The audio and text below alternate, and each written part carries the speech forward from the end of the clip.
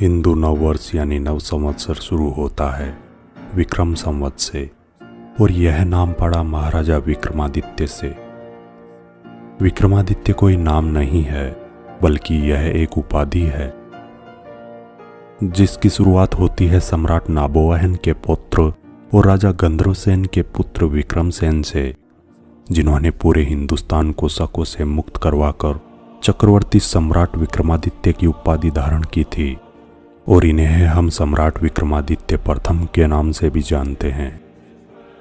विक्रमादित्य के इतिहास को मुगलों, अंग्रेजों और वामपंथियों ने जानबूझकर तोड़ा, तथ्यों को मिटाया और भ्रमित किया, और उसे एक मिथकीय चरित्र बनाने में कोई कोर कसर नहीं छोड़ी, क्योंकि विक्रमादित्य उस काल में महान व्यक्तित्व और शक्ति का प्रतीक थे, जबकि मुगलों और अंग्रेजों को यह सिद्ध करना जरूरी था कि उस काल में दुनिया ज्ञानता में जी रही थी।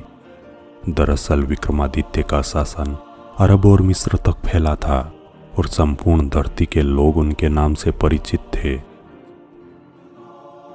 ईसा से कई शताब्दी पूर्व भारत भूमि पर एक साम्राज्य था, मालवगण। मालवगण की राजधानी थी भारत की प्रसिद्ध नगरी उज्जैन। उज्जैन एक प्राचीन गणतंत्र राज्य था। प्रजावत्सल्य राजा नाबोहन की मृत्यु के पश्चात उनके पुत्र गंधर्वसेन ने महाराजाधिराज मालवाधिपति महेंद्रादित्य की उपाधि धारण करके मालवगण को राजतंत्र में बदल दिया था। उस समय भारत में 4 शक शासकों का राज्य था। शक राजाओं के भ्रष्ट आचरणों की चर्चाएं सुन गंधर्वसेन भी कामुक और निरंकुश हो गया था, और इसका फायदा उठाकर शकों ने उज्जैन पर हमला कर दिया और यहाँ अधिकार कर लिया। गंधर्वसेन और उनके परिवार को जंगलों में शरण लेनी पड़ी। गंधर्वसेन के पुत्र विक्रमसेन और भर्तहरि जंगलों में भटकते हुए बड़े हुए। राजकुमार भर्तहरि एक चिंतनशील बालक थे तथा विक्रम में एक असाधारण योद्धा के सभी गुण विद्यमान थे। अब समय धीरे धीरे अपनी काल परिक्रमा पर तेजी से बढ़ने लगा।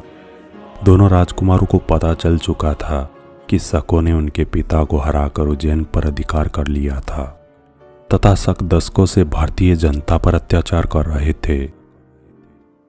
विक्रम जब युवा हुआ तब वह एक सुसंगठित शरीर का स्वामी व एक महान योद्धा बन चुका था। धनुष, खड्ग और त्रिशूल आदि में उसका कोई सानी नहीं था। अपनी नेतृत्व करने की क्षमता के कारण उसने एक सैन्य दल भी गठित कर लिया था। विक्रमसेन ने सबसे पहले शकों के अत्याचारों से ग्रसित राज्यों और अपने पुराने मित्रों को बुलवाया और उनसे उचित मंत्रणा की। उन्होंने उज्जैन में जमे शकराज सोशाद और उसके भतीजे खोरास को युद्ध में पराजित कर फिर से उज्जैन पर अधिकार करने की रणनीति बनाई। अब सर्वप्रथम राजकुमार विक्रमसेन को सेना की संख्या को बढ़ाना व सुदृढ़ करना था। सेना की संख्या बढ़ाने के लिए गांव-गांव के शिव मंदिरों में भैरव भक्त नाम से गांवों के युवकों को भर्ती किया जाने लगा। सभी युवकों को त्रिशूल प्रदान किए गए। युवकों को पास के वनों में शस्त्राभ्यास कराया जाने लगा। इस कार्य में वन्य क्षेत्र बहुत सहायता कर रहा था। इतना बड़ा कार्य होने के बाद भी शकों को कानो कान इसकी भनक नहीं लगी। कुछ ही समय में भैरव सैनिकों की संख्या लगभग 50,000 हो गई। भारतवर्ष के वर्तमान की हलचल देखकर भारत का भविष्य अपने सुनहरे वर्तमान की कल्पना करने लगा। लगभग 2 वर्ष भागदौड़ में बीत गए।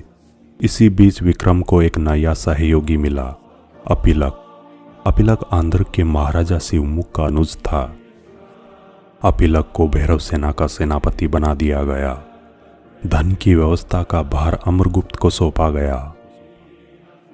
अब जहां भारत का भविष्य एक चक्रवर्ती सम्राट के स्वागत के लिए आतुर था, वहीं चारों शक राजा भारतीय जनता का शोषण कर रहे थे और विलासी जीवन जीने में लिप्त थे।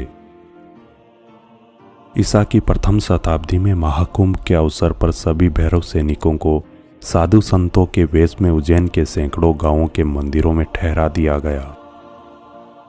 महाकुंभ का स्नान समाप्त होते ही सैनिकों ने अपना अभियान शुरू कर दिया। भैरव सेना ने उज्जैन व विदिशा को घेर लिया। भीषण संग्राम हुआ। विदेशी शकों को बुरी तरह काट डाला गया।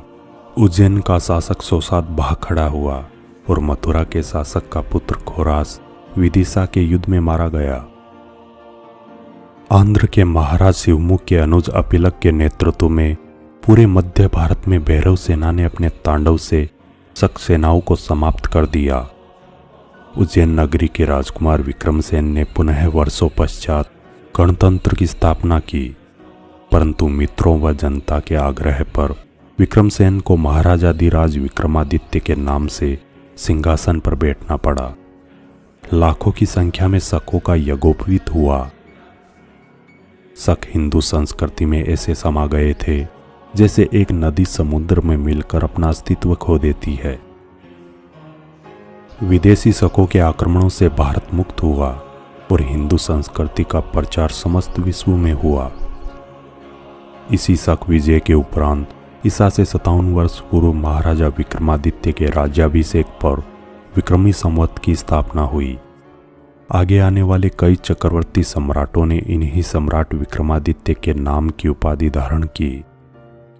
इतिहासकारों के अनुसार उज्जैन के सम्राट विक्रमादित्य का राज्य भारतीय महाद्वीप के अलावा ईरान, इराक और अरब में भी था। विक्रमादित्य की अरब विजय का वर्णन अरबी कवि जराहम किंतोई ने अपनी पुस्तक शायर उल ओकुल में किया है। पुराणों और अन्य ऐतिहासिक ग्रंथों से पता चलता है कि अरब और मिस्र भी विक्रमादित्य के अधीन थे। सम्राट विक्रमादित्य की महानता का भारत की संस्कृत, प्राकृत, अर्धमागधी, हिंदी, गुजराती, मराठी, बांग्ला आदि भाषाओं के ग्रंथों में भी विवरण मिलता है। उनकी वीरता, उदारता, दया, क्षमा आदि गुणों की अनेक गाथाएं भारतीय साहित्य में भरी पड़ी है। ज्योतिर्विद्याभरण नामक ग्रंथ में एक श्लोक मिलता है जिसके अनुसार रोम देश के स्वामी शकराज को पराजित कर विक्रमादित्य ने बंदी बना लिया था।